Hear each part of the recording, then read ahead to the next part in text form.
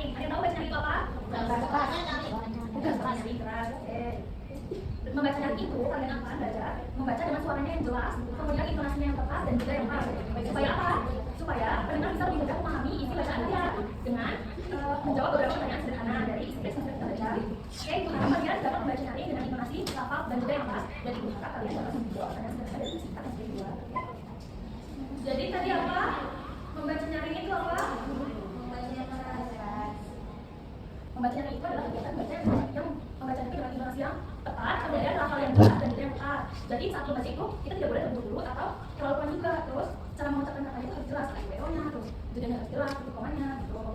Misalnya saat kita sedang membaca cerita, kita harus sesuaikan suara kita. Kalau sedang ada bacaan kalimatnya, suaranya harus naik di akhir. Kemudian kalau sedang membaca cerita, itu suaranya harus benar dan jelas. Oke? Ini ibu ada contoh. Ibu contohin ya cara membaca nyaring. Pada suatu hari, seekor kelinci berjalan-jalan di hutan.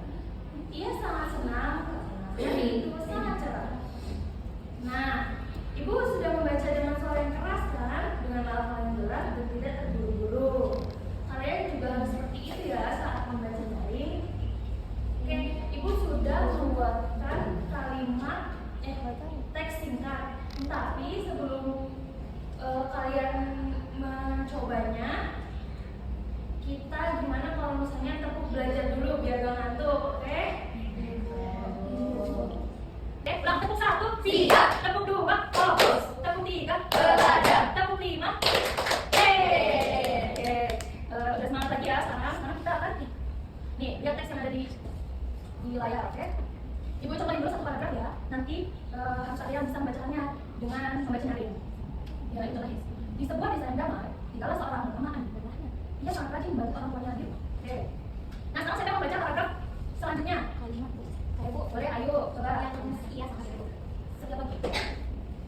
Setiap pagi. Bawahnya pagi. Oh iya. Oke. Setiap pagi, Andi bangun lebih awal untuk menyapu halaman dan memberi makan ayam. Oke, ada yang membaca lagi? Aku boleh? Gitu ya. Apa bu? Bilang di sebuah desa dari awal, nggak sampai di rumah ya. Di sebuah desa yang damai.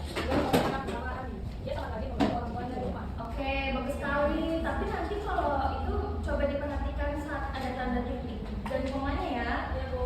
Kalau ada tanda komanya kita harus jeda sebentar. Kemudian kalau ada tanda titik kita harus berhenti sejenak. Nah, sekarang gue ada pertanyaan singkat nih dari teks ini. Tadi teks yang sudah dibacakan oleh Ayu dan Fitria. Apa yang dilakukan Andi setiap pagi? Ada yang jawab? Masih makan ayam pagi.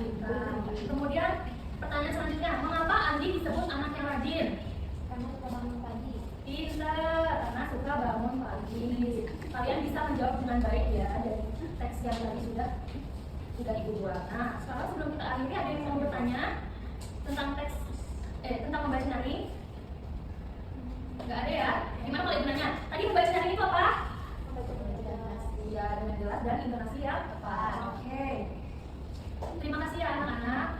Ibu akhiri dulu belajar hari ini. Tetap semangat belajar. Sampai jumpa lagi di pertemuan berikutnya.